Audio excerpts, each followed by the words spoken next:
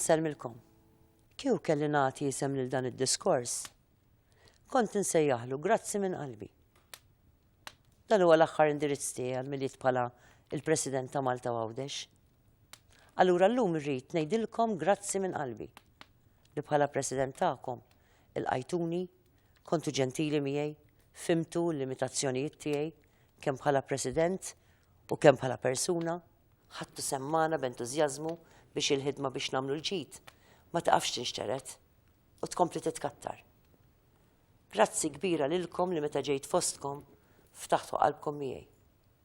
Grazzi għaliex minn għandkom tallimt u fimt aħjar il-ħafna sabiħ li għandna bħala poplu. Kemm aħna poplu sabiħ meta ninaqdu. U aħna aktar sbieħ meta ninaqdu biex ngħinu lil dawk fid-badija u fil-bżonn. Grazzi ta' meta ftaħtu qalbkom blu ġieħ li għaddejjin minnu. U ġieħ li f'mument jew ieħor forsi jħloqni aħna stess għax bqajna għaddejjin.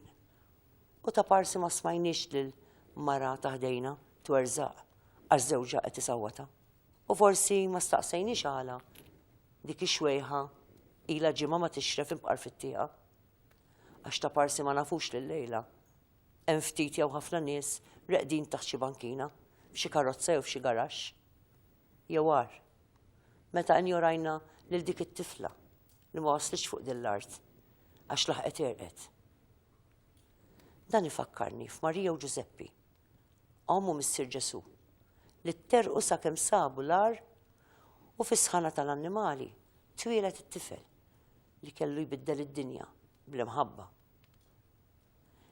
Grazzi lil dik it-tfajla li għaddejja minn depressjoni u qalt li inweġġa wisq meta jgħiduli minn hemm derri ma joqsok xejn u wejja daqt il-miliet. Ma din it-tfajla u moħrajn fimt kemm hawn nuqqas tarfien dwar is-saħħa mentali. Ma' Richmond Foundation u l-Mental Health Association ta' Għawdex ħdimt u nkompli naħdem biex ikollna aktar servizzi fil-komunità għax tassew nemmen li dak huwa l-akbar bżonn li għandna f'dan il-qasam. Il-miliet huwa ta' tfal u xtaqt ngħid grazzi kbira lit-tfal għax nistqar li tallimt wisq minn għandhom. Meta żorthom fl-iskejjel u nintefa' nismagħhom jirrakkuntaw, jissuġġerixxu u jistaqsu. U meta staqsewni, imma għaliex mhux kulħadd joħsib l-ambjent. Waqaft għax fimt li dik ma kienx mistoqsija. Iżda karba biex nibżgħu għall-ambjent tagħhom u ta' dawk li ġejjin warahom. Kważi t-tfal kollha kellmuni fuq il-bullying. Tifla qalt li għajruha bil-kanċer fuq Facebook. Ma rridx nemmen għax dan mhux kliem ta' tfal. Dan kliem li wħud minna nużawh fuq il-medja soċjali. It-tfal ma jitkellmux biss fuq il-bullying bejniethom. Jitkellmu fuq il-bullying tagħna l-kbar ukoll. Fuq is-swat li ħut mit-tfal jaqlaw id-dar. Għas-sena l-ġdida ejjew nagħmlu riżoluzzjoni li nxerdu kampanja kontra s-swat fuq it-tfal. Kampanja li tasal għand kulħadd, speċjalment għand l-istess tfal. U rridu ngħidu le b'ħadd m'għandu dritt isawtek, anke jekk tagħmel xi ħaġa ħażina, anke jekk jikkorreġik. Propju f'jum il-miliet hawn nisa u rġiel jgħixu imwerra li se jerġgħu jaqalaw xeba bla ddoċċ mill-partner tagħhom.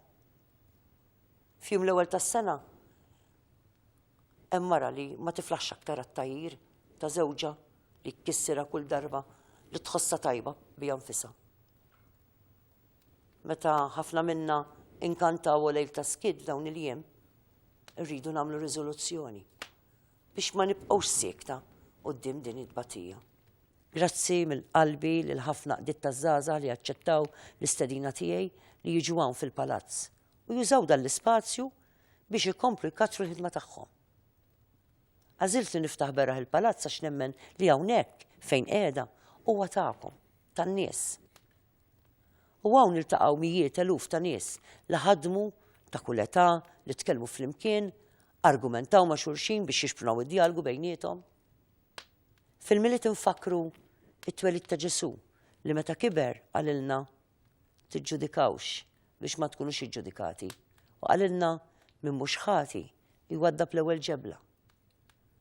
F'dawn il-jiem ejjew nwedu l-xulxin li se nifqu niġġudikaw minn wara dar xulxin jew fuq xulxin fuq il-Facebook għax wara kollox dan huwa l-veru spiritu tal-miliet. Fil-miliet aħna nemmnu li Ġesu għażel li jitwieled ġoar fil-faqar. Iżda l-faqar madwarna ma jażlux li jkunu fqar. Ħadd ma jażel li f'dawn il-jiem ma jkollux biex jixtri rigal ċkejken lil bintu. Ħadd ma jażel il-faqar, iżda l-faqar jażel lilu jew lila. U allura ejja s-sena l-ġdida ma nibqgħux niġġudikaw u nwaħlu fil-fqar għax huma l-fqar. Aktar x'nagħmlu hekk biex inserħu l-kuxjenza tagħna. Ninaqdu kontra l-faqar. Grazzi mill-qalb lil Maltin u Lawċin kull meta ninaqdu.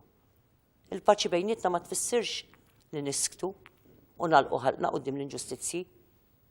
L-awguri tagħna f'dawn il-jiem għall-paċi f'ħajjitna tfisser ġustizzja. Allura nifraħ meta ma naqblux imma nibqgħu nħobbu l-xulxin, niġġieldu l-argumenti mingħajr odju u insulti personali.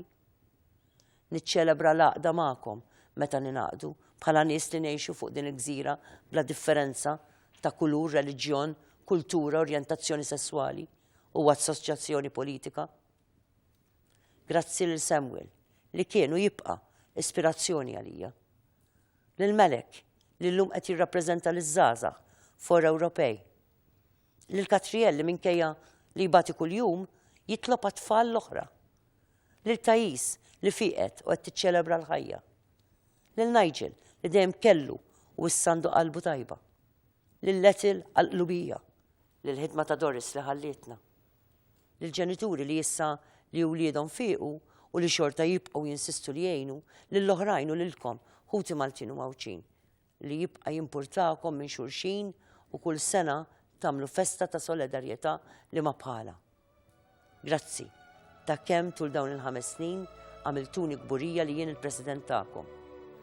U fl-aħħar nett, jien u żewġi Edgar u l-familji tagħna nawguralkom miliet mimli mħabba u sena mimlija saħħa.